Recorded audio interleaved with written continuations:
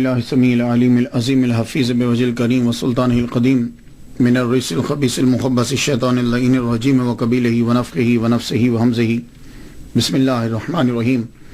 تمام نبیوں کے سردار حضرت محمد صلی اللہ علیہ وآلہ وسلم اور تمام مذاہب کے سردار دین اسلام کے پیروکاروں، سلام علیکم طبتم۔ آج کی گفتگو جو ہے وہ 26ویں مرحلے میں داخل ہو گئی۔ جس ہستی کے بارے میں آج گفتگو کرنا چاہتا ہوں ان کو غوث مغرب، کتب مغرب کہتے ہیں، الغوث فی المغرب، کتب الوقت حضرت سید ابو الحسن علی بن عبداللہ بن عبد الجبار الحسنی والحسینی شاذلی رحمۃ اللہ علیہ، بانی ہیں شاذلی سلسلہ کے۔ ان کے بیان کرنے سے پہلے میں نے امام بصیری رحمۃ اللہ علیہ کو بیان کیا، امام جزولی رحمۃ اللہ علیہ کو بیان کیا، وہ دونوں شاذلی ہیں۔ پیر کا تذکرہ مریدین، دو مریدین کے بعد کر رہا ہوں۔ وجہ یہ ہے، گلستان کے دو پھولوں کو دیکھ لیا، تو جب دو پھول دیکھ لیے، ان کی خوشبو دیکھ لی، ان کی شہرت دیکھ لی، خوبصورتی دیکھ لی، تو اب گفتگو کرنا مالی پر اور بانی پر آسان ہو جائے گی۔ کیوں کہ شاذلیہ سلسلہ کے بانی جو ہیں وہ ابو الحسن علی بن عبداللہ الحسنی والحسینی شاذلی رحمۃ اللہ علیہ۔ نام پہ گفتگو کر لوں، بات آسان ہو جائے۔ ویسے تو باقی سب آپ سمجھتے ہو۔ نام ان کا علی ہے، والد گرامی کا نام سید عبداللہ ہے، اور شاذلی مشہور ہوئے، سلسلہ بھی اسی نام سے مشہور ہو گیا۔ آپ کو شاذلی کیوں کہتے ہیں؟ دو ریزن۔ پہلی وجہ تو یہ ہے کہ تیونس کے اندر آپ جب چلہ کاٹنے کے لیے گئے تو جس پہاڑی میں کیو میں بیٹھ کر آپ نے چلہ کاٹا وہ شاذلہ علاقے کے قریب تھی، یعنی اس ویلیج کو شاذلہ کہتے تھے۔ تو آپ نے وہاں چلہ کاٹا، چلہ کاٹنے کے بعد جب آپ وہاں سے روانہ ہوئے تو شاذلی مشہور ہوئے۔ یہ ایک وجہ ہے۔ دوسری وجہ یہ ہے جو مجھے زیادہ بہتر لگی، دوسری وجہ یہ ہے کہ شاذن، یہ لفظ جو ہے نا شاذ، یہ سنا ہوگا جب علم النحو، علم الصرف پڑھنے لگتے ہیں، خاص طور پر علم الصرف، علم الصیغہ جب پڑھتے ہیں تو اس میں یہ لفظ اکثر آتا ہے کہ یہ شاذ ہے، یہ شاذ ہے۔ شاذ کا معنی کیا ہوتا ہے؟ شاذ کا معنی عربک کی ڈکشنریز کے اندر جدا، غیر معمولی، تنہا، خلاف معمول، یہ معنی ہوتے ہیں۔ تو آپ کو شاذلی کہنے کی ایک ریزن جو ہے وہ یہ ہوئی کہ آپ نے عبادت کی، ریاضت کی، مجاہدہ کیا، تو اللہ تعالیٰ کی طرف سے پھر آپ کو یہ ٹائٹل ملا کہ انت شاذن لی، یعنی you are only for me, انت شاذن لی۔ تو یہ لگتا ہے کہ پھر اس کے بعد، اس لیے آپ جب شاذلی کا پروننسیشن دیکھیں گے مختلف جگہوں میں مختلف ہے۔ پاکستان کے اندر شاذلی بولتے ہیں، آپ مصر میں جائیں، دوسری سمتوں میں آپ جائیں تو تھوڑی سی تبدیلی کے ساتھ آپ کو یہ لفظ ملے گا۔ تو شاذن لی سے شاذلی بن گیا، یا شاذلہ سے شاذلی۔ ایک بات میں دیکھتا ہوں شاذلی سلسلے کے اندر کہ ان کے اکثر جو خلفاء ہیں، یہ مریدین ہیں، ان کی تحریریں جو ہیں وہ وظائف کی صورت اختیار کریں، لوگوں کے لیے لازمی ہوگی، یا تو ان کے کورس میں یا ان کے وظائف میں۔ اب جیسے دیکھیے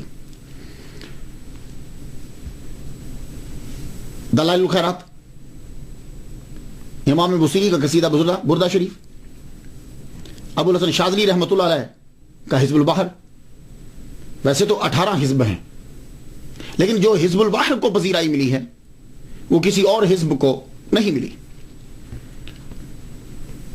آپ سے کسی نے پوچھا ایک مرتبہ، کہنے لگے کہ آپ کی اتنا آپ نے علم پڑھا ہے، کتب نہیں ہے آپ کی، یعنی آپ نے کوئی کتاب نہیں لکھی۔ تو معلوم ہے کیا جواب دیا تھا؟ فرمانے لگے کتبی اصحابی، میرے یہ جو مریدین ہیں نا، یہ کتب ہیں۔ اور واقعی تاریخ نے اور دنیا نے، وقت نے پھر ثابت کیا کہ آپ کا ہر مرید جو ہے وہ ایک چلتی پھرتی لائبریری تھی، یا جو لکھا کمال کا لکھ لیں۔ تو شاذلی سلسلہ کی کچھ خصوصیات ہیں، شاذلیہ سلسلہ کی کچھ خصوصیات ہیں، ہر سلسلے کی خصوصیات ہوتی۔ اس سلسلے کی ایک خصوصیت جو ہے وہ بڑی، وہ ان کی تحریریں ہیں، وہ وظائف، وہ تحریریں جو ہیں وہ وظائف کی صورت اختیار کر، حزب الحمد، حزب النور، لطائف المنن، منہاج المکیہ، درۃ الاسرار، قاموس اللغات، تاج العروس، نفحات الحرمین، کواکب الدروریہ، انوار القدسیہ، تفسیر الجلالین، مواہب اللدنیہ۔ These are only the tip of the iceberg، میں نے چند نام لیے ہیں۔ تو تحریر جو ہے وہ اس سلسلے کی وہ مشہور ہوئی۔ دوسری خصوصیت کیا ہے شاذلیہ سلسلہ کی؟ وہ یہ کہ جہاں سے فیض ملتا ہے لے لو، یہ خاص ایک چیز ہے اس سلسلے کی۔ باقی سلاسل میں تو یہ ہوتا ہے کہ آدمی ایک جگہ رہا اب دوسری جگہ نہیں جائے گا، لیکن شاذلیہ سلسلہ کے اندر یہ ہے کہ وہ کہتے ہیں کہ ہماری پیاس جو ہے وہ ایک جگہ پہ نہیں بجھتی۔ یہاں سے فیض ملا لیجئے، آگے سے فیض ملتا ہے وہاں سے بھی لیجئے، جہاں سے فیض ملتا ہے لیتے جائیے۔ یہ ان کا موقف ہے۔ وہ کہتے ہیں کہ یہ جتنا فیض ہے اس کی مثال اور سے نہ دو، کیوں؟ یہ جو فیض ہے یہ محمد مصطفیٰ صلی اللہ علیہ وآلہ وسلم کا فیض ہے۔ تو اب آپ مجھے بتائیے کہ نبی کا فیض جہاں سے ملتا ہے لیتے جائیے، یہ ہے ان کا موقف۔ یہ دوسری خصوصیت ہے۔ تیسری خصوصیت کہ بانی سلسلہ کا یہ اعلان ہے کہ دیکھو خود کو بھوکا کیوں رکھتے ہو، نعم سے خود کو دور کیوں کر رہے؟ اللہ تعالیٰ نے اتنی نعمتیں آپ کے لیے پیدا کی ہیں تو تم ان نعمتوں سے فائدہ اٹھاؤ، لیکن شریعت کے دائرے میں رہتے ہوئے، شریعت کے دائرے میں رہتے ہوئے اور سنت کو اپنا گائیڈ بناتے ہوئے اس کی رہنمائی کے اندر تم لوگ جو ہے وہ چیزوں کا استعمال کرو اور اللہ تعالیٰ کا شکر ادا کرو۔ یہ کیا ہوا کہ ساری چیزیں تم چھوڑ دیتے ہو؟ نہیں چھوڑو۔ یہ ان کی تیسری خصوصیت۔ 117 ممالک کے اندر شاذلیہ سلسلہ جو ہے وہ آپ کو ملے گا۔ پاکستان کے اندر بھی مفتی ابو بکر صاحب شاذلی ہیں، امریکہ تشریف لائے تھے، میری ان کے ساتھ ملاقات ہوئی، مجھے انہوں نے حزب البحر کی جو ہے نا وہ اجازت دی، کہنے لگے ہم شاذلی سلسلہ کے ہیں، ہم آپ کو اجازت دیتے ہیں۔ کچھ لوگ یہ کہتے ہیں کہ ابو الحسن شاذلی رحمۃ اللہ علیہ کی حیثیت جو ہے وہ عبد القادر جیلانی الحسنی والحسینی رحمۃ اللہ علیہ جیسی ہے۔ جس طرح عبد القادر جیلانی الحسنی والحسینی رحمۃ اللہ علیہ مشرق یعنی چائنا، انڈیا، بنگلہ دیش، پاکستان، افغانستان میں جیسے ان کا مقام ہے، ویسے ہی شاذلی رحمۃ اللہ علیہ کو مغرب میں یعنی مصر، مراکو، اندلس، عرب، اس سائڈ پہ ان کو وہی مقام حاصل ہے۔ اور کچھ نے یہ کہا، مجدد الفسانی رحمۃ اللہ علیہ کا حوالہ دیتے ہوئے کہنے لگے کہ امام شاذلی رحمۃ اللہ علیہ جو ہیں یہ عبد القادر جیلانی رحمۃ اللہ علیہ سے افضل ہیں۔ یہ انہوں نے حوالہ دیا مجدد الفسانی رحمۃ اللہ علیہ کا۔ لیکن دیکھیے میرا اپنا مطمع نظر جو ہے وہ یہ ہے کہ اولیاء کرام جو ہوتے ہیں وہ سب کی عزت کرتے ہیں۔ یہ واحد ایک ایسا شعبہ ہے جس کے اندر سب کی عزت ہوتی ہے، سب کو اپنے سے افضل سمجھا جاتا ہے۔ تو میں نہیں مانتا کہ مجدد الفسانی رحمۃ اللہ علیہ نے کچھ ایسا کہا ہو۔ ایک بات میرے سننے میں آئی، مجدد الفسانی رحمۃ اللہ علیہ کے جو 2 بچے تھے وہ جن سے پڑھا کرتے تھے، طاہر بندگی، نام سنا ہوگا نا آپ نے؟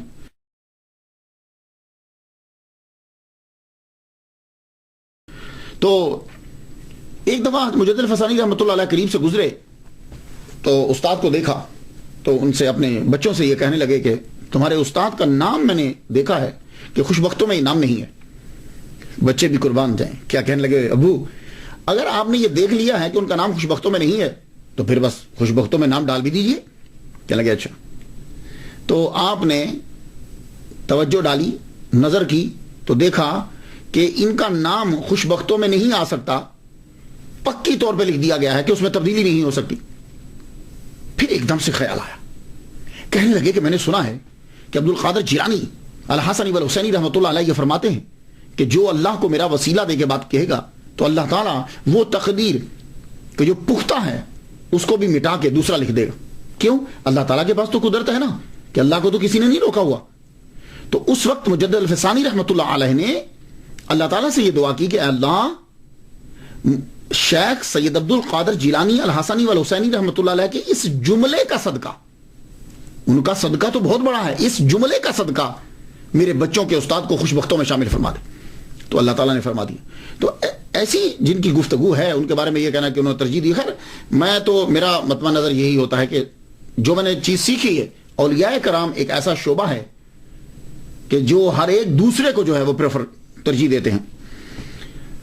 اب آ جائیے کہ پیدا کب ہوئے، تو وہی مسئلہ اختلاف جو ہے. تو ابوالحسن شاذلی رحمۃ اللہ علیہ کی عمر کہتے ہیں کہ 105 سال تھی، یہ انہوں نے کہا. تو جب ان کی عمر 105 سال ہے تو تاریخ وصال کے اندر اختلاف نہیں ہے، 656 ہجری میں ہوئی. تو اگر تاریخ وصال جو ہے وہ 656 ہے اور ان کی عمر بھی 105 سال ہے تو پھر تاریخ ولادت میں نے نکالی ہے 551 ہجری. 551 ہجری میں آپ جو ہے وہ پیدا ہوئے. آپ بربر قوم کے قبیلہ گوہمار سے تعلق تھا آپ کا. اس کے قبیلے کی 8 شاخیں تھیں، 2 تو بربری بولتے تھے اور باقیوں نے عربی زبان کو اختیار کر لیا تھا. تو یہ بربر قوم جو ہے نا، مراکو کے اندر آپ کو ارد گرد یہ زیادہ تر یہ قوم ملے گی. آپ نجیب الطرفین سید ہیں. کچھ سید ہوتے ہیں کہ ان کے والد سید ہیں، کچھ سید ہوتے ہیں کہ دونوں سید ہیں. یہ بڑا مرتبہ ہوتا ہے کہ دونوں سید ہوں. پھر دونوں سید ہوں تو اگر دونوں امام حسین کی اولاد سے ہیں یا دونوں امام حسن کی اولاد سے ہیں، مرتبہ تو بڑا ہے. لیکن وہ نجیب الطرفین اس کو بڑا اعلیٰ سمجھا جاتا ہے کہ ہوں تو دونوں سید لیکن ایک حضرت امام حسن کی اولاد سے ہوں اور ایک جو ہے امام حسین کی اولاد سے. تو ابوالحسن شاذلی رحمۃ اللہ علیہ نجیب الطرفین ہیں، لیکن اعلیٰ مرتبہ یہ ہے کہ آپ کے والد گرامی حسنی سید ہیں اور آپ کی والدہ ماجدہ حسینی سیدہ ہے. یہ بڑا اعلیٰ مرتبہ اور بڑا مقام ہے آپ کو. آپ کے والد گرامی سید عبداللہ بن عبد الجبار رحمۃ اللہ علیہ، انہوں نے آپ کا نام علی رکھا. آپ نارتھ موراکو کے قریب تطوان میں پیدا ہوئے. آپ نے 7 سال کی عمر میں قرآن مجید حفظ کر لیا. قرآن مجید حفظ کرنے کے بعد فیض یا فیس مراکو کا شہر ہے، آج بھی بڑا مشہور ہے. وہاں ایک مدرسہ ہوا کرتا تھا جس مدرسہ کو گینیز بک آف ورلڈ کے اندر قدیم اسلامک یونیورسٹی قرار دیا گیا ہے. وہ تھا مدرسہ جامعہ قرویجین. تو یہ قدیم یونیورسٹی ہے، یہاں سے آپ نے ابتدائی تعلیم جو ہے وہ حاصل کی. پڑھتے گئے علم الصرف، علم نحو، گرامر، حکمہ، معقول، منقول یعنی قرآن، حدیث، فقہ، تفسیر، تمام علوم پڑھے. تمام علوم پڑھنے کے بعد پھر آپ عراق چلے گئے.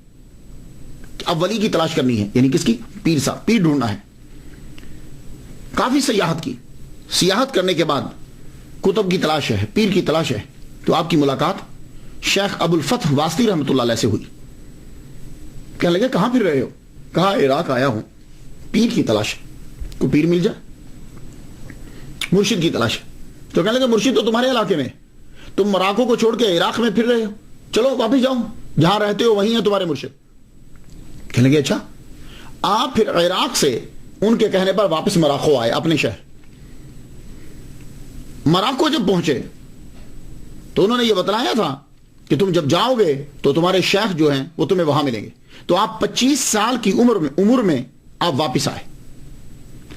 پرانے دور کے اندر ہوتا یہ تھا کہ شروع میں چونکہ تعلیم میں لگ جاتے تھے، 20 سال، 17، 18، 19، 20 اس تک فتوے کی مقام پہ پہنچ جاتے تھے، مفتی بن جایا کرتے تھے. 25 سال کی عمر میں آپ واپس آئے، اپنے شہر واپس پہنچتے، واپس پہنچے اپنے پیر کی تلاش میں.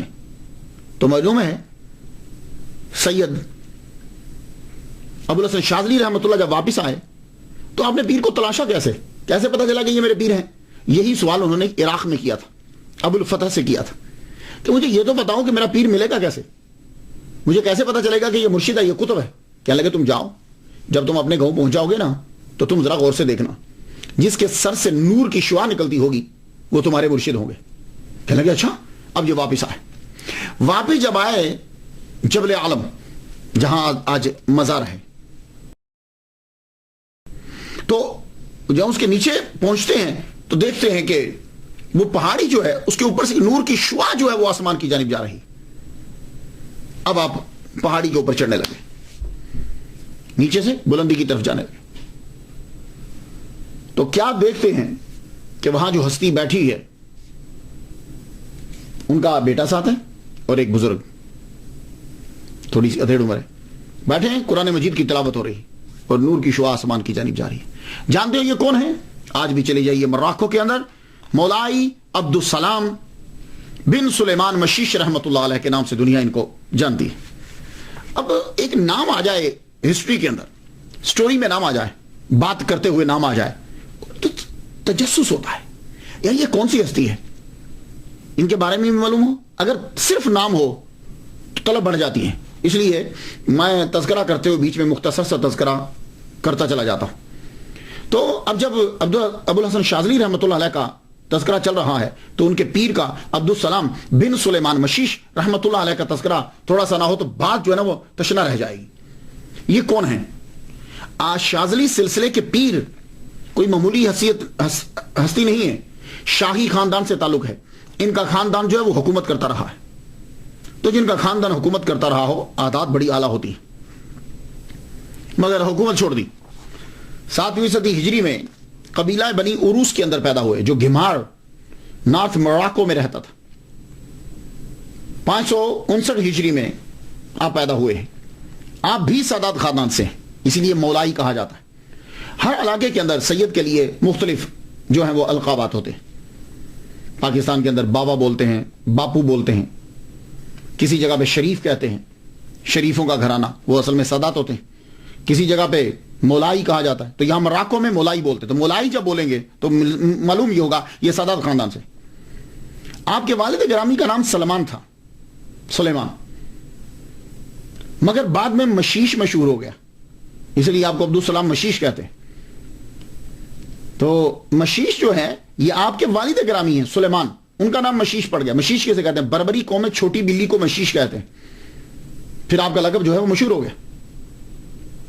ابو الحسن شاذلی رحمت اللہ علیہ کے پیر و مرشد جو ہیں عبدالسلام بن سلیمان مشیش رحمت اللہ علیہ کہتے ہیں کہ جب یہ پیدا ہوئے, کہ ایک جگہ میں روایت پڑھ رہا تھا, یہ جب پیدا ہوئے تو غیب سے آواز آئی کہ قطب جو ہے وہ پیدا ہو گیا, قطب مراکو پیدا ہو گئے. کہتے ہیں کہ یہ آواز جو ہے عبد القادر جیلانی رحمت اللہ علیہ نے بغداد کے اندر سنی, تو آپ اسی وقت بنا کچھ انتظار کیے وہاں سے چل پڑے, مراکو تک پہنچے. وہاں جب جبل عالم میں وہاں پہنچتے ہیں تو عبدالسلام بن سلیمان مشیش یعنی ان کے والد گرامی سلیمان رحمت اللہ علیہ ان کے ہاں پہنچے. کہنے لگے میں تمہارے بیٹے سے ملنا چاہتا ہوں. انہوں نے بڑا بیٹا دکھایا, فرمایا نہیں یہ نہیں. انہوں نے دوسرا بیٹا دکھایا, فرمایا نہیں یہ نہیں. وہ تیسرے بیٹے کو لائے, فرمایا نہیں. ساری اولاد دکھا چکے, کہنے لگے نہیں یہ نہیں ہے. کہا تو ہاں ایک بچہ پیدا ہوا ہے ابھی میرا, تو وہ بچ گیا. کہنے لگے ہاں اسے لے کر آؤ. لایا گیا. آپ نے جب دیکھا تو دیکھتے ہاں اس کے بارے میں اطلاع ہوئی ہے, اس کے بارے میں ندا آئی ہے. تو آپ نے عبد القادر جیلانی رحمۃ اللہ علیہ نے انہیں گودی میں رکھا, گودی میں رکھے دعا کی. یہ میں روایت پڑھتا ہوں, لیکن مجھے ذرا عادت ہے کہ میں دیکھتا ہوں کہ جب دو کا تذکرہ کیا گیا ہے تو دو میں کیا وقت عمر کتنی تھی, زیادہ تر میں یہ چیک کرتا ہوں, اس سے ذرا آسانی ہو جاتی ہے. تو میں نے جب دیکھا کہ دونوں کا سن جو ہے وہ کیا ہے, عمر کتنی تھی, 559 میں پیدا ہوئے. رائٹ, کون؟ مولائی عبدالسلام 559 ہجری میں پیدا ہوئے, اور عبد القادر جیلانی رحمت اللہ علیہ 470 میں پیدا ہوئے. تو گویا کہ جب مولائی عبدالسلام رحمت اللہ علیہ پیدا ہوئے ہیں تو تب حضرت عبد القادر جیلانی رحمت اللہ علیہ کی عمر 89 ایئرز تھی, 89. تو آپ کی وصال مبارک آپ کا 91 میں ہے, یعنی ان مولائی عبدالسلام کی ولادت سے 2 سال بعد آپ دنیا سے رخصت ہوئے. یہ جو 2 سال ہیں آپ ہسٹری میں جا کے دیکھ لیجئے, حضرت عبد القادر جیلانی رحمت اللہ علیہ کے مراقبے میں ہیں, زیادہ تر خلوت نشینی میں ہے. تو عراق سے مراکو کا فاصلہ جو ہے 2933 مائل بنتا ہے, تقریباً 2933 مائل. تو روحانیت کے لحاظ سے تو ہو سکتا ہے, اب یہ نہیں میں کہہ سکتا کہ وہ سفر طے کر گئے. تو اگر آپ کہیں کہ روحانیت کے لحاظ سے گئے تو عبد القادر جیلانی رحمت اللہ علیہ کے اندر بہت طاقت ہے. تو یہ ہیں سید عبدالسلام بن سلیمان مشیش رحمت اللہ علیہ. 7 سال کی عمر میں قرآن مجید حفظ کیا, تو ماں مروجہ علوم پڑھے, پھر لشکر اسلام کے ساتھ شامل ہوئے اور اندلس میں جا کر جہاد بھی کیا آپ نے. یوں تعلیم اور سیاحت میں 40 سال گزر گئے.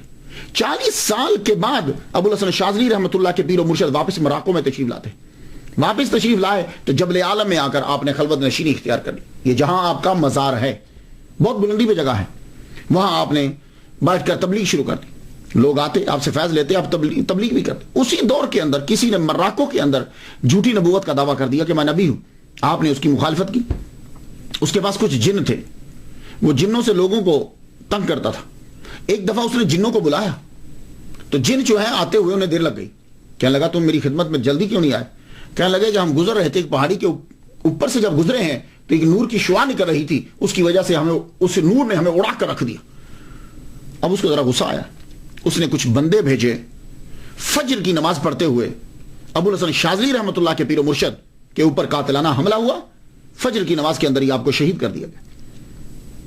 اور وہ قاتل جب واپس جانے لگے تو اتنی فاق تھی وہ کھائی کے اندر گرے اور مر گئے. تو 622 ہجری میں 63 سال کی عمر میں شہادت کا جام نوش فرماتے ہوئے دنیا سے چلے گئے. وہیں آپ کا مزار ہے. لوگ آتے ہیں, عرس لگتا ہے. ملاحظہ کیجیے, یہ رستہ جاتا ہے مولائی عبدالسلام بن سلیمان مشیش رحمۃ اللہ کی جانب. دیکھیے نیچے سے بلندی کی جانب خیر پختہ سڑک بنا دی گئی ہے. اب یہ مولائی عبدالسلام دیکھ رہے ہیں اب نام. اب بہت بلندی کے اوپر یہ مزار ہوا کرتا تھا, لیکن اب تو بلندی لگتی نہیں, اس لیے کہ ارد گرد جو ہے دکانیں بن گئی ہیں. اور بالکل جیسے آپ پاکستان میں یا انڈیا میں دیکھتے ہیں وہی سچویشن ہے. چھوٹی چھوٹی دکانیں ہیں, لوگ جو ہیں وہ آتے جاتے رہتے ہیں. عرس بھی لگتا ہے, میلے کا جو ہے وہ ایک سما سا رہتا ہے. سیاح لوگ جو ہیں وہ آتے رہتے ہیں, زیارت بھی کرتے ہیں. فقیر حضرات بھی آتے ہیں, درویش بھی آتے ہیں دور دراز سے. یہاں آ کر جو ہے یہ مسجد ہے یہاں, اور یہ رستہ. یہ اب ایک دفعہ پھر دیکھیے ذرا کہ یعنی یہ گاؤں اور وہ کتنا نیچے ہے اور یہ کتنی لوگ جو ہیں وہ بیٹھے ہوئے. چونکہ یہاں ہوا جو ہے وہ بہت تیز چلتی ہے, اس لیے آپ ان کے ڈریس تھوڑے سے ڈیفرنٹ دیکھ رہے ہوں گے. کان کے اوپر بھی ڈالا ہوتا ہے کپڑا. یہاں اگر لوگ جو ہیں ہلکا باندھ لیتے. یہ مولائی عبدالسلام بن سلیمان مشیش رحمۃ اللہ علیہ کا مزار ہے, یعنی ابو الحسن شاذلی رحمۃ اللہ علیہ کے پیر. یہ جو پڑھ رہے ہیں نا یہ الصلاۃ المشیشیہ جو ہے, اس کا جو ہے وہ ورد ہوتا ہے.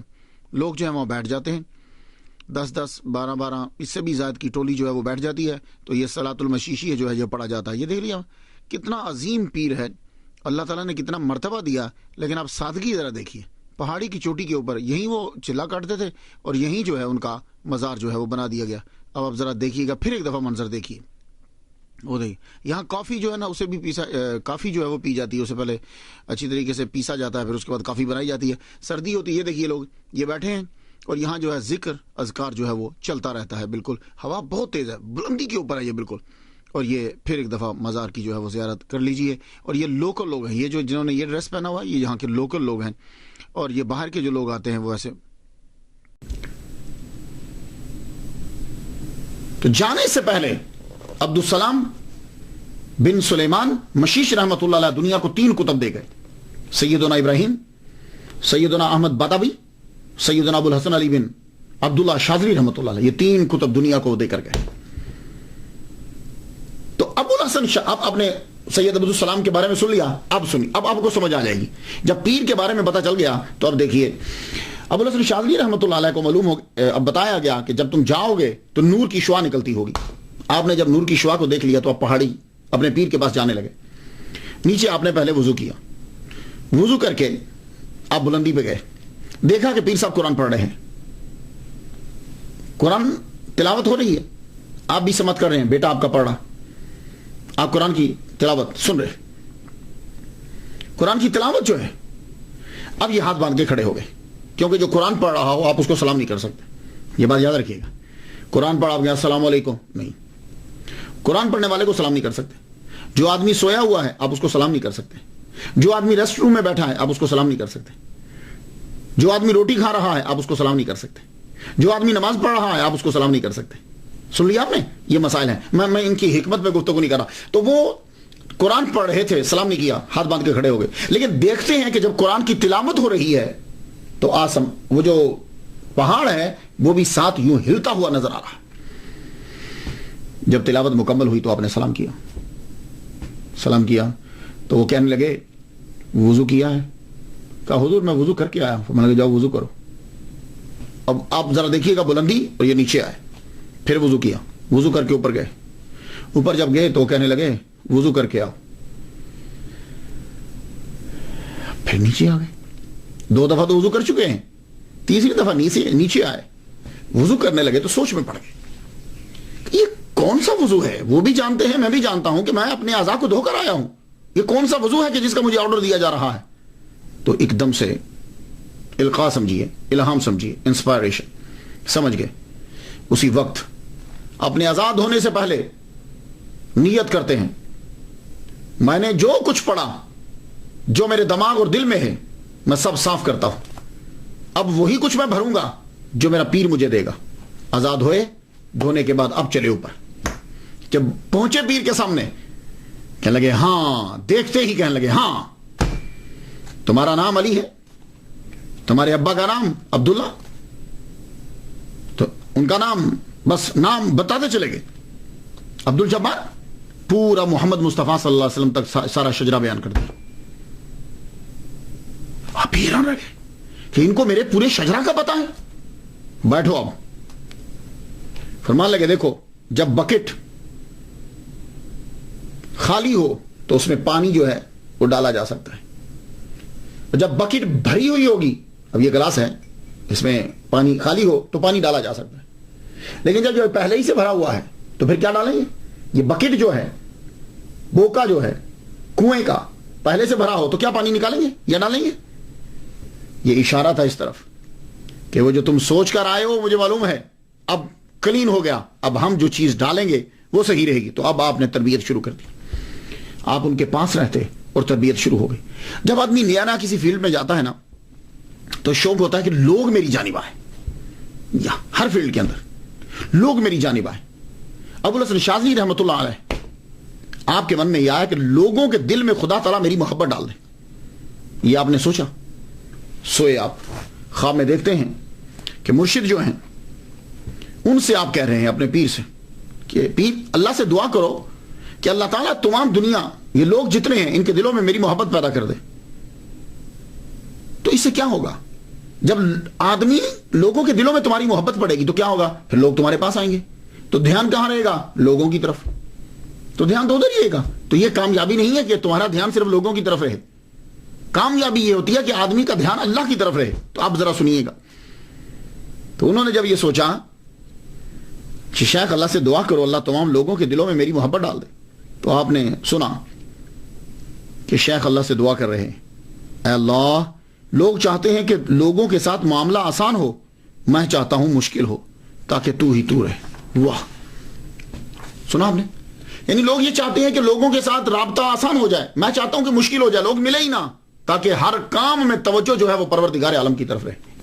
ایک اور بات تصوف میں جب ہم جاتے ہیں وظائف کے اندر تو اسم اعظم ہر آدمی کی آرزو ہوتی ہے کہ مجھے اسم اعظم مل جائے اور میں اسم اعظم لے کر پھر کام کروں. اس کا کام بتائیے، وہ اسم اعظم لے کے کام کرنا چاہتا ہے، لوگوں میں میری مشہوری ہو، میں دریا چلتا ہوا روک دوں، میں پتھروں کو توڑ دوں، میں مردوں کو زندہ کر دوں، میں ہوا کو روکوں، میں چیزیں بنا دوں. اسم اعظم اس لیے لینا چاہتا ہے. تو اسم اعظم ایسے نہیں ملتا. ایک دن حضرت ابوالحسن شاذلی رحمۃ اللہ علیہ کے ذہن میں بھی آ گیا کہ مجھے بھی اسم اعظم ملنا چاہیے. اور جس وقت وہ یہ سوچ رہے تھے اسم اعظم کے بارے میں، تو اس وقت مولائی عبدالسلام بن سلیمان مشیش رحمۃ اللہ علیہ کی گودی کے اندر ان کا بچہ ان سے کھیل رہا تھا. تو انہوں نے جب یہ سوچا کہ مجھے اسم اعظم مل جائے تو انہوں نے ایک دم سے رخ موڑا، وہ جو بچہ معصوم کھیل رہا ہے، رخ موڑ کے ان کے شولڈر پہ ہاتھ رکھا، کہنے لگے تم اسم اعظم کیوں تلاش رہے ہو؟ تم خود کیوں نہیں اسم اعظم بن جاتے؟ اللہ اکبر جل شانہ، تم خود اللہ کا اسم اعظم بن جاؤ. کیا مطلب؟ کہ یعنی دیکھو کہ تم اللہ کا ایک ایسا نام ڈھونڈتے ہو کہ جس کی وجہ سے سارے کام بن جائیں، تو تم خود اتنی عبادت کرو کہ اللہ کے محبوب بن جاؤ، پھر تمہارا وسیلہ دے کے جب دے لوگ تو لوگوں کے کام ہو جائیں. تم کیوں نہیں بن جاتے؟ عبداللہ عبدالسلام بن سلیمان مشیش رحمۃ اللہ علیہ مسکرائے تو ابوالحسن شاذلی رحمۃ اللہ سے کہنے گا ہاں ہمارے بیٹے نے صحیح کہا, یہی ہم بھی جواب دینا چاہتے تھے. یعنی ان کے بیٹے نے, ابوالحسن شاذلی رحمۃ اللہ کے پیر کے بیٹا نے, کہ جو اپنی باپ کی گودی میں کھیل رہے ہیں, انہوں نے یہ جواب دے دیا. تو خود سوچو مولا عبدالسلام بن سلیمان مشیش رحمۃ اللہ علیہ کا مقام جو ہے وہ کیا ہوگا. آپ کی تربیت جب مکمل ہو گئی, کیونکہ علم تو آگے پڑھ چکے تھے, بس اب ذرا تربیت کرنا تھی. تربیت جب مکمل ہوگی تو فرمان لگا اب میں آپ کو اجازت دیتا ہوں, آپ جاؤ, لیکن جانے سے پہلے کچھ نصائیں. تو میں جتنے بھی آپ لوگ سن رہے ہو, یہ بڑی ذرا دھیان سے سننا ان باتوں میں, پیچ ہے تھوڑا سا لیکن سننا. فرمانے لگے پہلی بات, جب لوگوں میں ہو تو راز بتانے سے گریز کرنا. ہر ایک کو راز نہیں بتانا. جب لوگوں میں ہو تو راز بتانے سے گریز کرنا. اپنے دل کو ان کی موجودگی سے دور رکھنا. یہ باتیں بڑی پیچیدہ ہیں. اپنے دل کو ان کی موجودگی سے دور رکھنا یعنی لوگوں کے ازدحام, لوگوں کے مجمع کا اثر آپ کے دل پہ نہیں ہونا چاہیے. شریعت کی پابندی کرنا, اس طرح تم روحانیت کے اعلیٰ درجہ پاؤ گے. یہ دیکھ لو, شریعت کی پابندی کرنا. اور آج کہاں شریعت اور طریقت کو جدا سمجھا جاتا ہے. کہتے ہیں شریعت اور ہے, طریقت اور ہے. شریعت جو ہے یہ بیج ہے, اور طریقت اس کا جو ہے وہ پھل ہے. شریعت درخت ہے, طریقت اس کا پھل ہے. شریعت کے بغیر طریقت کہاں ملتی؟ نہیں مل سکتی.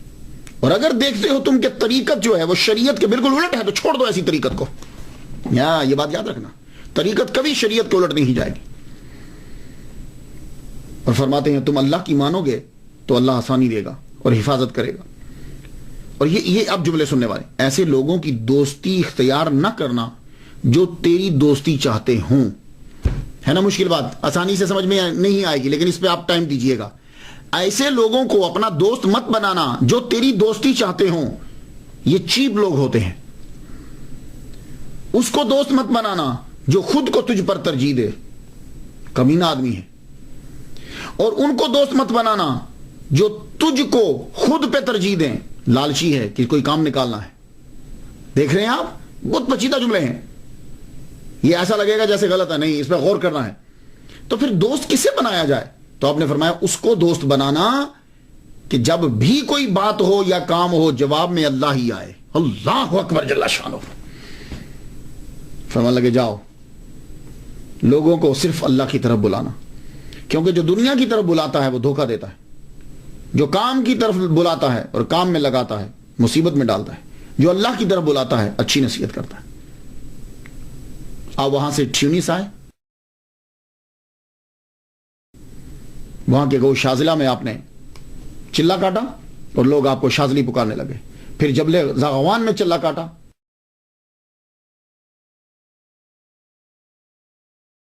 یہ کڑی ریاضت تھی.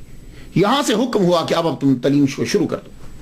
تو ابو الحسن شاذلی رحمۃ اللہ علیہ نے ٹیونس کے اندر تعلیم جو ہے اور تبلیغ جو ہے یہ شروع کر دی. 1228 میں آپ نے ٹیونس میں تبلیغ شروع کی. 16 سال تک تبلیغ کرتے رہے ٹیونس کے اندر. اور آپ کا طریقہ بڑا مشہور ہوا, عمراء میں, شرفاء میں, فضلاء میں, سب لوگوں میں آپ کا طریقہ مشہور ہوا. محمد مصطفیٰ صلی اللہ علیہ وآلہ وسلم ایک دن آپ کی خواب میں آئے. 16 سال جب آپ کو گزر گئے تبلیغ کرتے ہوئے, تو حضور صلی اللہ علیہ وآلہ وسلم آپ کی خواب میں تشریف لائے, کہنے لگے اے علی, میں تجھے حکم دیتا ہوں کہ جاؤ تم ایجپٹ مصر چلے جاؤ. ٹیونس سے مصر. تو مصر میں ذرا گرمی تھی. خواب میں جب دیکھا نا تو مصر میں گرمی. عرض کرتے ہیں یا رسول اللہ, میں مصر میں جاؤں گا تو گرمی ہے, سایہ کہاں سے؟ حضور صلی اللہ علیہ وسلم نے خواب میں فرمایا علی تم جاؤ, میں بادل کو تیرے لیے مقرر کر دوں گا کہ بادل تیرے اوپر سایہ کرے گا. تو عرض کی کہ بادل تو ہوں گے, رستے میں پیاس لگے گی. فرمانے لگے جب تو بادل کو حکم دے گا بادل تیرے اوپر پانی برسائے گا. اللہ اکبر جل شانہ. فرماتے ہیں پھر یہ وہاں سے چلے اور آپ کے ساتھ آپ کے داماد ابو العباس المرسی شاذلی رحمت اللہ علیہ, یہ پیر ہیں امام بصیری رحمت اللہ علیہ کے. وہاں سے پھر چلے آپ اسکندریہ پہنچے. آپ کے مریدین، آپ کے طلباء، مشائخ آپ کے ساتھ ہیں. آپ کی عمر تقریباً کہتے ہیں کہ 50 سال ہو چکی تھی. کچھ چلوں میں گزر گیا وقت. 16 سال تو تبلیغ میں گزار دیا آپ نے. 25 سال کے تھے تو جب تو مراکو میں گئے واپس. 50 سال کے قریب آپ کی عمر ہو چکی جب آپ الیگزینڈریا اسکندریہ میں ایجپٹ میں آپ پہنچے. وہاں آپ نے سلطان مصر کی فوج میں بھی آپ نے حصہ لیا. لوگوں نے بڑا ورگلایا. یہ بات یاد رکھنا، جس کا نام 500-600 سال کے بعد بھی زندہ ہے جس کا نام، تو سمجھو وہ اپنے دور کے اندر ہر ایک کی زبان پر تھا. یا ایسے نہیں نام زندہ رہتے. اور جو اپنے دور میں ہر ایک کی زبان پر ہے اس کے حاسدین مخالف بھی بہت ہوں گے. تو آپ کیا سمجھتے ہو ابوالحسن شاذلی رحمۃ اللہ کے حاسدین نہیں ہوں گے؟ ہوں گے. انہوں نے سلطان کو شکایت لگائی، اس کو نکالو اپنی فوج سے، یہ تمہیں تباہ کر دے گا، یہ حملہ کر دے گا، قبضہ کر لے گا. لیکن سلطان، اس لیے جب لوگ مخالفت کریں یا آپ سے کسی کے بارے میں برا کہیں تو پہلی بات تو یہ ہے کہ اس بندے کو ہی چھوڑ دو، یا اس بندے کو ہی چھوڑ دو. کیونکہ اولیاء کے اندر ایسا ہوتا ہی نہیں ہے. اولیاء پردہ ڈالتے ہیں نہ کہ پردہ فاش کرتے ہیں. ہاں، یہ بات یاد رکھنا. اور اگر کوئی ایسا سلسلہ ہو بھی تو پھر ریسرچ کرو، تحقیق کرو. اور بہتر تحقیق یہ ہے کہ ڈائریکٹ اس بندے سے بات کر لو. کیونکہ جو کوئی کسی کی مخالفت کر رہا ہے اس کی کئی وجوہات ہو سکتی ہیں. ہو سکتا ہے کہ اس کی کوئی ذاتی دشمنی ہوئی ہو، کوئی نقصان ہوا ہو اس کو ذاتی. ہو سکتا ہے کہ اس کو اس سے حسد ہو سکتا ہے کہ اس کا کوئی کام نہ ہوا ہو. تو بہت سی وجوہات ہو سکتی ہیں. تو جب سلطان کو یہ بتایا گیا تو سلطان نے جب تحقیق کی تو پتا چلا صرف حسد ہی ہے اور کچھ نہیں. سلطان نے پھر آپ کو زمین دی. آپ نے اس کے 3 حصے کیے. ایک حصے میں مکان بنایا، ایک حصے میں آپ نے مسجد بنائی، ایک حصے میں آپ نے مدرسہ بنایا. وہ مدرسے کا نام المدرسہ کاملیہ رکھا. اور آج الازہر یونیورسٹی جو ہے وہ اسی مدرسے کی، وہ مدرسہ کاملیہ کی بنیادوں کے اوپر بنائی گئی. تو گویا کہ آپ لوگ یہ کہہ سکتے ہیں کہ سید ابوالحسن شاذلی رحمۃ اللہ علیہ اصل بانی ہیں الازہر یونیورسٹی کے. اور جب آپ مصر میں داخل ہوئے تو 1,25,000 آپ کے فالوورز آپ کے ساتھ. اللہ اکبر جل شان. اب خود اندازہ لگائیے کہ کتنا شاذلی سلسلہ جو ہے، کتنے مریدین آپ کے، اور کتنا مشہور تھا. اور آپ نے کام کتنا کیا ایجپٹ میں. ایسے نام تو زندہ نہیں ہیں. 1,25,000 کے قریب آپ کے فالوورز. اور آپ کا طریقہ یہ تھا کہ آپ ہر سال حج کرنے کے لیے جایا کرتے تھے. بہت سی کرامات ہیں آپ کی. 2 حج آپ کے بڑے مشہور ہوئے. 2 حج. ایک تو وہ حج کہ جب آپ چلے، حج آپ نے کیا، حج کرنے کے بعد مدینہ شریف روانہ ہوئے. یہ تھا ایسا تو ہو نہیں سکتا ولی کامل علماء کرام یہ حج کریں اور مدینہ شریف نہ جائیں. وہ حج ہی کیا کہ بندہ مدینہ ہی نہ گیا. جو ہی روزہ ہے، آج کل تو بلڈنگز بن گئی ہیں نا، آپ کئی دفعہ گئے ہوں گے. وہ جو ہی روزہ نظر آیا تھا، بلڈنگز نہیں ہوتی تھی، دور سے روزہ نظر آتا. جو ہی روزہ نظر آیا تو آپ کے اندر جذب کی کیفیت طاری ہو گئی. ابوالحسن شاذلی رحمۃ اللہ جذب کی کیفیت طاری. اسی وقت پڑھنے لگے، اس جذب میں پڑھنے لگے. صلوات اللہ و ملائکتہ و انبیائہ و رسلہ و جمیع خلائقہ و علی آلہ و اصحابہ اجمعین. جذب میں لگے. صلوات اللہ و ملائکتہ و انبیائہ و رسلہ و جمیع خلائقہ و علی آلہ و اصحابہ اجمعین. بار بار پڑھے جاتے، بار بار آنکھوں سے آنسو جاتے. ایک دم سے پھر جذب کی کیفیت سے باہر آئے تو ابو العباس مرسی جو آپ کے داماد اور نائب اور خلیفہ فرمانے لگے، تم نے دیکھا؟ کہا حضور کیا؟ آپ خود اپنی زبان سے بیان فرمائیے. کیا لگے ہم جب درود پڑھ رہے تھے سرکار پر تو محمد مصطفیٰ صلی اللہ علیہ وسلم نے یوں شہادت کی انگلی کا اشارہ فرمایا اور اکنالج تسلیم کیا، قبول کیا ہمارے سلام کو. اب لوگ یہ کہہ سکتے ہیں کہ یہ کیسے ہو سکتا ہے کہ سرکار صلی اللہ علیہ وآلہ وسلم جو ہے وہ قبر مبارک سے اپنی انگلی کا اشارہ فرمائیں. تو بھائی دیکھیے، ہمارا ٹاپک جو ہوتا ہے وہ صرف لوگوں کو بتلانے کے لیے ہے، لیکن میں ایک دلیل دیتا جاتا ہوں. شیخ احمد سید احمد رفائی رحمۃ اللہ علیہ، نام سنا ہے؟ یہ کرامت ان کی بہت مشہور ہے، بلکہ ان کی کرامات میں سب سے زیادہ مشہور کرامت یہی ہے. اور یہ عرب میں مشہور ہے، عرب علاقے میں، کہ آپ جب حج کرنے کے لیے گئے تب آپ کے ساتھ عبد القادر جیلانی رحمۃ اللہ علیہ بھی تھے. یہ ان کا زمانہ ایک ہی ہے. یہ حج کرنے کے لیے گئے تو سید جب حج کے بعد جاتے تھے حضور صلی اللہ علیہ وسلم کے روضہ پر، تو سیدوں کے لیے خاص اس وقت حلقہ بنایا گیا تھا. ایک جگہ تھی. تو سید لباس بھی خاص پہنتے تھے. وہ گارڈ جو ہے، وہ دربان جو ہے، وہ کہنے لگا کہ آپ سید نہیں ہو، آپ نے لباس نہیں پہنا ہوا تھا، وہ ٹریولنگ میں تھی جو ویسے ہی پہنا ہوا.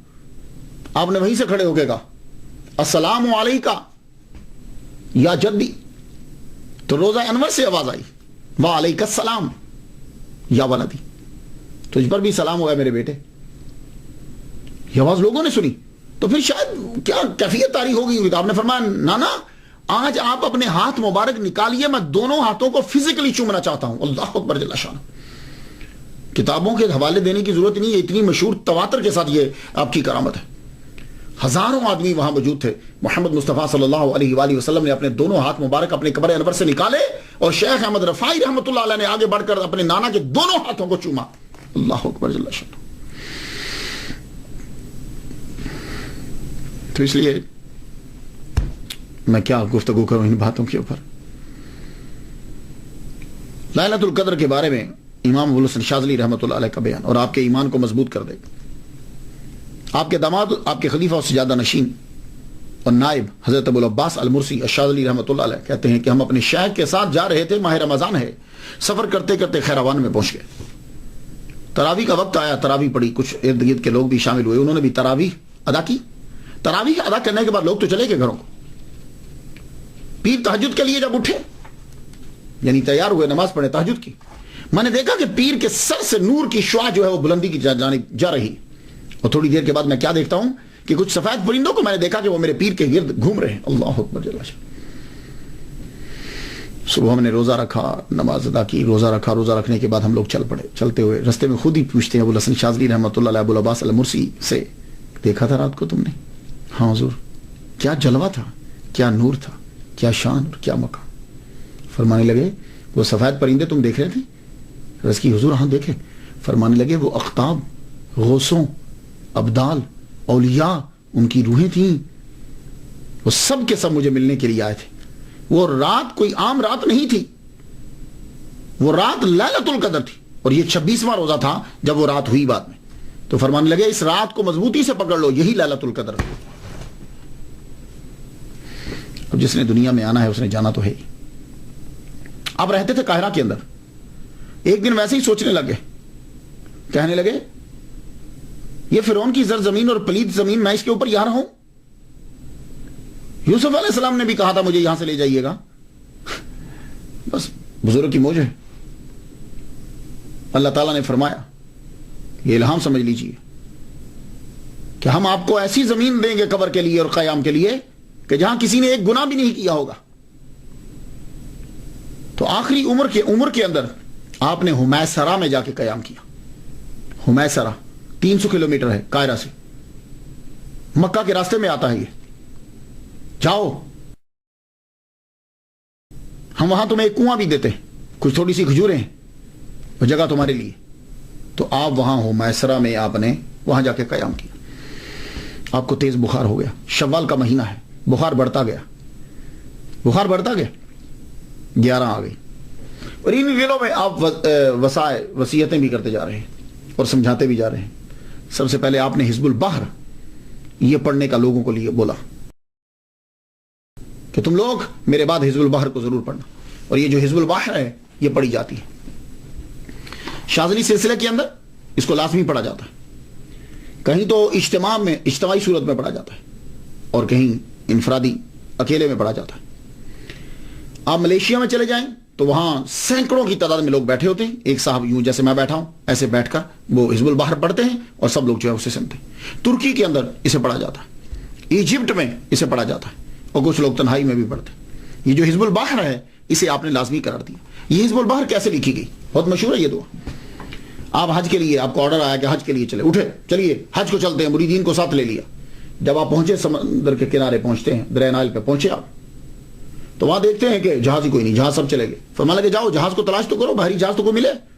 تو جہاز اور جہاز والا دونوں بوڑھے ملے، یعنی دونوں کمزور. وہ عیسائی، وہ بھی کمزور، جہاز بھی کمزور. جہاز کو جب لنگر اٹھانے لگے، ہوا اتنی تیز چلی کہ جانا مشکل ہو گیا، بہت مشکل ہو گیا. کیسے جائیں؟ کیونکہ ہوا جو ہے وہ آگے سے پڑ رہی ہے، جانا سامنے پہ، ہوا آگے سے پڑ رہی ہے. 7 دن گزر گئے. لوگوں نے مذاق اڑانا شروع کر دیا. آپ کیا سمجھتے ہو کہ ابو الحسن شاذلی رحمۃ اللہ علیہ کے ہاتھ سے دین نہیں ہو گئے؟ چل لو. کہتا ہے کہ مجھے اللہ نے حکم دیا ہے کہ جاؤ حج کرنے جاؤ. 7 دن ہو گیا جہاز میں نہیں بیٹھ پا رہا. 8ویں دن کیلولہ فرما رہے تھے. کیلولہ سمجھتے ہیں؟ ظہر کی نماز سے تھوڑی دیر قبل ایک دم سے اٹھے, فرما لگے اللہ تعالیٰ نے مجھے فرمایا ہے, اور دعا تلقین کی ہے, اور تمام میں دعا بولنے لگا ہوں, جاؤ اسے ڈھونڈ کے لاؤ اور کہو کہ جہاز تیار کرے. ایک دم سے آپ اٹھے, اب وہ دعا پڑھنے لگے. تو یہ دعا جو ہے اس کی تلاوت آپ لوگ کیجئے. بچپن میں نے سید یعقوب شاہ صاحب بدایونی رحمۃ اللہ علیہ سے اجازت چاہی, تو بچپن میں انہوں نے مجھے اجازت نہیں دی. دلائل الخیرات کی دے دی مگر اس کی نہیں دی. لیکن بعد میں مجھے 3 جگہوں سے اس کی اجازت جو ہے وہ مل گئی. میرے والد گرامی سے پڑھا کرتے تھے. فرمانے لگے جہاز پہ بیٹھ جاؤ.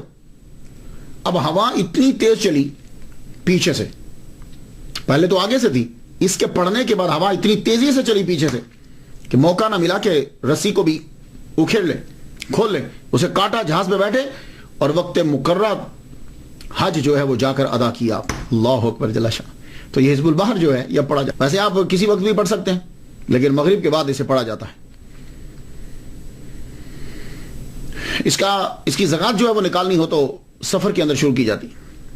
5 کا جب سورج غروب ہونا ہے تو اس سے پہلے آپ کو اعتکاف بیٹھ جانا ہے, اور 8 کے سورج غروب ہونے کے بعد اٹھ جانا ہے. مغرب کے بعد 1 دفعہ پڑھنا ہے, عشاء کے بعد 1 دفعہ پڑھنا ہے, چاشت میں 1 دفعہ پڑھنا ہے روزانہ, اور 3 روزے رکھنے ہیں اور اعتکاف میں بھی بیٹھنا ہے. تو یہ آپ نے تلقین کی کہ حزب البحر جو ہے وہ اسے پڑھا جائے. مریدین جو ہیں وہ جمع ہوئے. فرماتے ہیں کہ یہ نوح علیہ السلام کی کشتی کی مانند ہے, اس کے پڑھنے سے تم کو عزت ملے گی, مرتبہ ملے گا, بھلائی ملے گی. جتنے یہ بڑے بڑے مقرر ہیں حزب البحر کو ضرور پڑھتے ہیں تقریر کرنے سے پہلے.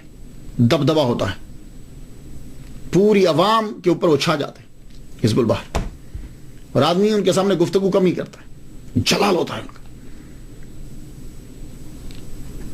تمام مجمع میں آپ نے اعلان کیا کہ میرے بعد میرا نائب میرا داماد ہوگا, اور یہی تمہارا لیڈر ہوگا, اور تم سب نے اس کی پیروی کرنا ہے. پھر آپ نے مغرب کی نماز ادا ہوئی. اس کے بعد آپ نے اپنے بیٹے شیخ محمد سے یہ کہا جاؤ کنویں سے پانی لے کر. کہنے لگے ابا کنویں کا پانی کھاری ہے, میٹھا نہیں ہے, ہمارے پاس میٹھا پانی ہے. کہا میرے دل کے چین, جاؤ جو میں کہہ رہا ہوں پانی لے کر آؤ. پانی لایا گیا, آپ کے سامنے پانی پیش کیا. آپ نے پانی میں سے گھونٹ لیا, لے کے آپ نے پانی منہ میں لے کر کلی کر دی برتن میں. فرمایا کہ جاؤ اس پانی کو جا کے کنویں میں ڈال. وہ کنواں کھٹا تھا, کھارا تھا, اور جب آپ کا جھوٹا پانی اس کے اندر ڈالا گیا وہ پانی میٹھا ہو گیا. آج تک لوگ اسی سے پانی پیتے بھی ہیں اور گھروں میں لے کر بھی جاتے ہیں. رات گزر گئی, 12 شوال کی صبح فجر ہو گئی. فجر ہوئی نا, فجر کے وقت آپ کا وصال ہو گیا. آپ کے داماد ابو العباس المرسی شاذلی رحمۃ اللہ علیہ نے آپ کا جنازہ پڑھایا. 1258 میں آپ کا وصال ہوا, اور آپ کا مزار آج بھی مرجع خلائق ہے. ملاحظہ کیجیے, یہ وہ جگہ کہ جہاں ابو الحسن شاذلی رحمۃ اللہ علیہ نے آ کے قیام کیا, اور اللہ تعالیٰ نے کہا کہ ایسی جگہ میں تجھے دوں گا کہ جہاں کسی نے کوئی گناہ نہیں کیا ہوگا. یہ پہاڑیوں کے درمیان جگہ, یہاں ایک کنواں. اب تو خیر بہت ترقی ہوگی. یہ دیکھ رہے ہیں آپ ارد گرد پہاڑی ہیں, یہ مسجد ہے, یہ خانقاہ ہے آپ کی, یہیں حجرہ اور یہیں آپ کا روزہ مبارک جو ہے وہ بنا. یہ ابو الحسن شاذلی بورڈ آپ جو ہیں وہ پڑھ رہے ہیں. یہ مسجد حامدیہ, یہ مزار شریف ہے. اب دیکھیے کہ کتنی دور ہے, یہ ہمیسرا ہے, کتنی دور ہے یہ قاہرہ سے, اور اس درویش نے یہاں جگہ ڈیرا لگایا ہے. اب دیکھیے کتنا خوبصورت مزار جو ہے وہ بنایا گیا. لوگ آتے ہیں یہاں آ کر جو ہے وہ ورد کرتے ہیں, دعا مانگتے ہیں. دور دراز سے جو ہے لوگ, ایک بہت بڑا میلہ جو ہے وہ یہاں لگتا ہے. یہ بات میں آپ کو بتا دوں کہ بہت بڑا میلہ, بڑا عرس لگتا ہے یہاں. ایک بالکل ایسا جنگل کے اندر شہر کا ایک سما ہوتا ہے. یہ گنبد کی خوبصورتی آپ دیکھ رہے ہیں, یہ ان سائڈ ہے اس کا گنبد, اور یہ دیکھیے. اور اگر کبھی آپ باہر نکل کے سارا ملاحظہ کریں تو آپ حیران ہو جائیں کہ اللہ تعالیٰ نے ابو الحسن شاذلی رحمۃ اللہ علیہ کو یہ جو جگہ عطا فرمائی, تو لوگ جو ہیں وہ کتنے دور دراز سے آ کر یہاں خراج عقیدت جو ہے وہ پیش کرتے ہیں. یہ دیکھیے کتنا خوبصورت منظر ہے آپ کی قبر کا. اللہ اکبر جل شانہ, اللہ اکبر جل شانہ. یہ جو ارد گرد کے لوگ ہیں, جو مصری لوگ ہیں نا, وہ یہاں آ جاتے ہیں اور لائن بنا کے جو ہے وہ کھڑے ہو جاتے ہیں, اور کھڑے ہونے کے بعد جو ہے وہ پھر وہ یہاں ذکر کرتے رہتے ہیں. یہاں اس جگہ کے اوپر حزب البحر بھی جو ہے وہ بھی پڑھی جاتی ہے.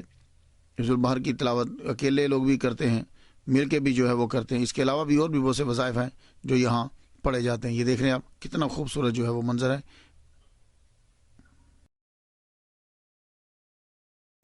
آپ کا مزار